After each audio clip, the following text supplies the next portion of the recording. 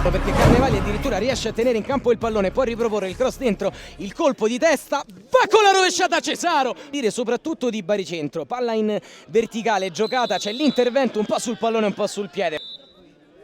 Parte Trevisani invece, Monteforte, la palla che passa in mezzo alla barriera, il vantaggio del Fitness Club 50 che vede le streghe due volte, è salvata dal proprio portiere. Pochi minuti, pochi secondi possiamo dire prima del calcio di punizione vincente di Monteforte. Nel frattempo Piccolo se ne va, triplo dribbling di Piccolo che lascia lì e ancora la parata a salire, ha pensato per un attimo al tiro, poi si invola Monteforte col sinistro.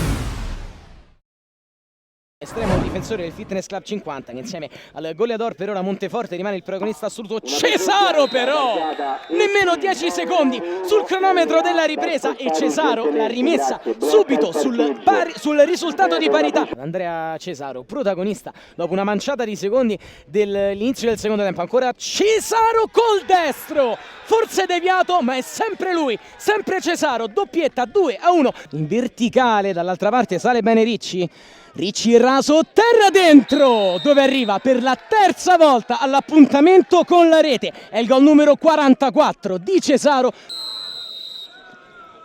Va Scerrati col destro, la maledetta che scende da Trevisani. Se la sposta Trevisani sul destro, non è il suo piede, va però! È proprio Zullo che rientra anche ora in possesso di palla dopo aver tentato la conclusione. Prova ad andarsene solo contro tutti Zullo, De Angelis. Scusate, si trattava di Carnevali.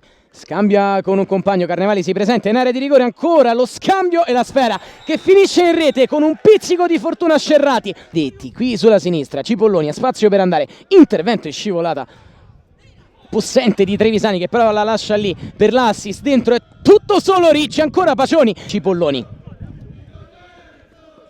la sposta e se ne va, riesce ad andare Cipolloni, doppia finta di Cipolloni fino in fondo, Cipolloni cerca Gloria e la trova con un gol straordinario, è il 5-1 da parte del numero 5, la Pisana Calciotto che dilaga nel finale, grandissimo gol di Cipolloni.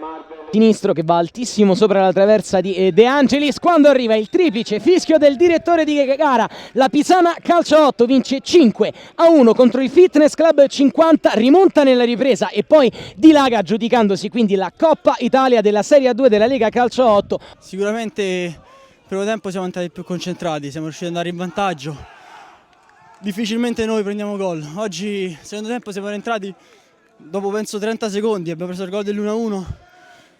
Ci siamo un po' demoralizzati perché comunque sia i primi due gol abbiamo presi per colpa nostra, errori difensivi nostri e quindi non siamo riusciti a reagire, un po' non so, forse la stanchezza, comunque sia loro c'è da dirlo, grossa squadra, lo sapevamo tutti, gran parte li conoscevo e è andata male, speravamo in un esito migliore però ecco, noi ce l'abbiamo messa tutta, abbiamo corso uno per l'altro, sono stati i più bravi.